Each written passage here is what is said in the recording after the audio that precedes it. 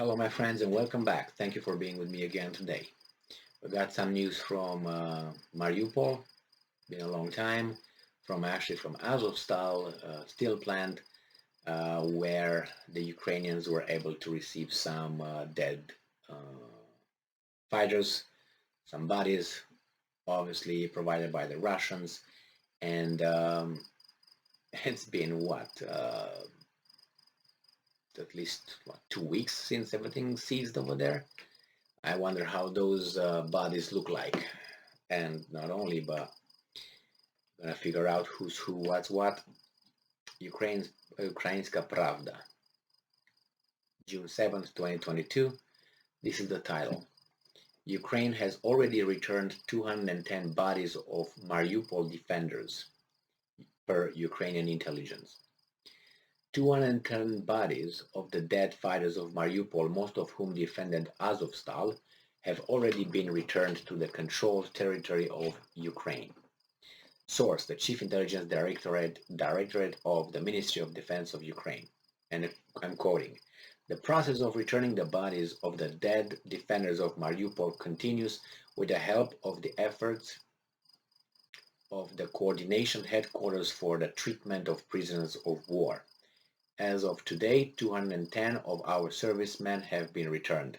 Most of them are heroic defenders of Azovstal." Details: the Chief Intelligence Directorate emphasizes that the Coordination Headquarters, on behalf of the President, is working to return the body of each deceased to the controlled territory of Ukraine.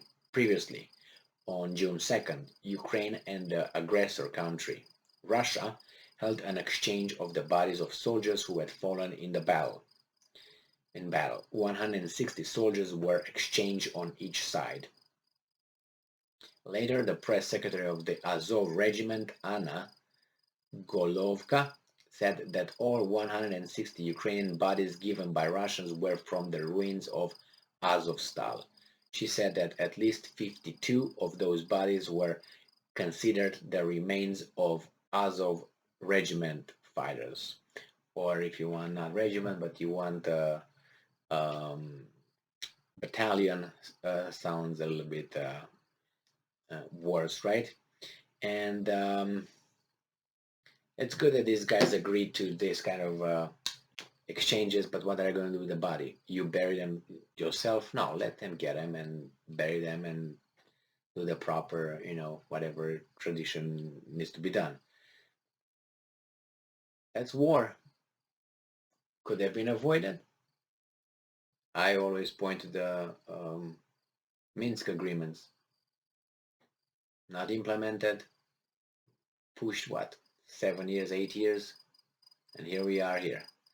Two, I don't want to say cousins, I can say brothers, fighting with one another while, I don't know how to call those guys, not even cousins, further,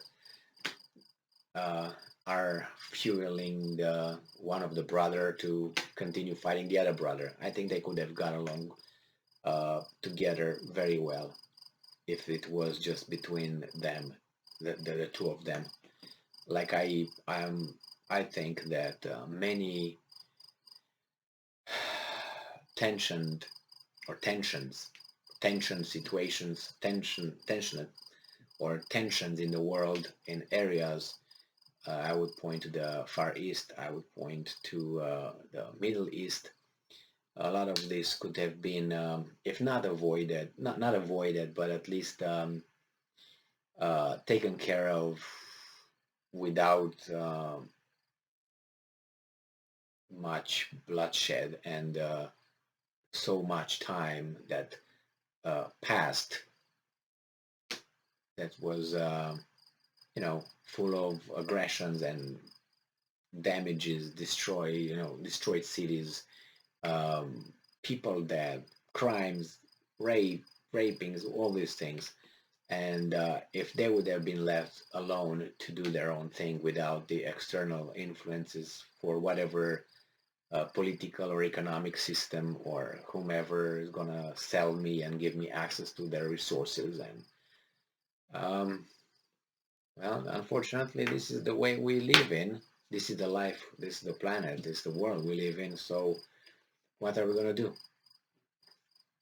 Can we think like children and think that an utopian communist system will be achieved if we just love one another and are kind to one another? You can't. If you, it's like you ask a pig to fly. It can't be achieved, people. It can't be achieved. Well, you can try, but don't commit crimes in the process, because that's usually the way it is. We're gonna, you know, reform you as a human being, but in the process we have to cut half of your brain out, gouge one eye out, and so on, cut your vocal cords so you can communicate, and you want to be the perfect human being then. So you see, people ignore genetics. People ignore, uh, what we are. There's a reason. There's a reason why we as people we build cultures or civilizations sometimes, and then we go to an apex, and then we destroy ourselves through the same means. The same means. Complacency in abundance. That's what it is. With all not all. Well, look at the examples in in the ancient Rome, Greece, Mesopotamia, Egypt. Not only that, look at other ones in even in China, Japan. They evolved to a position, if some of them, of abundance, and they went overboard. They overdid it because we can't hold it. We can't hold the line after a certain uh, after you cross the Rubicon River, let's say, whatever. It's just we can't. It's wealth and good life is supposed to make us better human beings, more accepting, but it makes us weaker. We don't like to be, to work hard. If we have comfort, we want comfort. We complain. We just want to enjoy ourselves. So we're going to ignore hard work. We're going to ignore discipline. So yeah, this utopic, things are just, unfortunately, I have to talk about this in the context of Ukraine and Russia, which it's unfortunate what's happening over there. But don't be fooled, and I know you are not.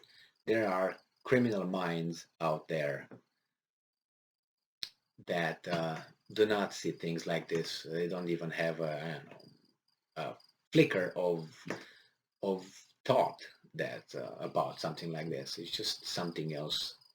As I repeat this, he was the former British Prime Minister Disraeli who said that in an interview or one of his books, I can't remember exactly, he said that the people who really rule this world are not people like you and I.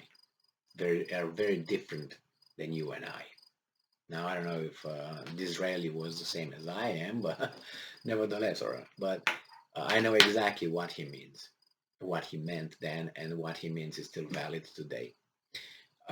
If you want an example just from outside, look at, what's his name, Schwab at Davos. Look at that individual without knowing anything about the guy. Let's say he's a grandpa. You meet him for the first time, you don't know who he is, but assess him as a person, as an individual, a human being, the way he talks, the way he moves, his body language, and you tell me if he's like you.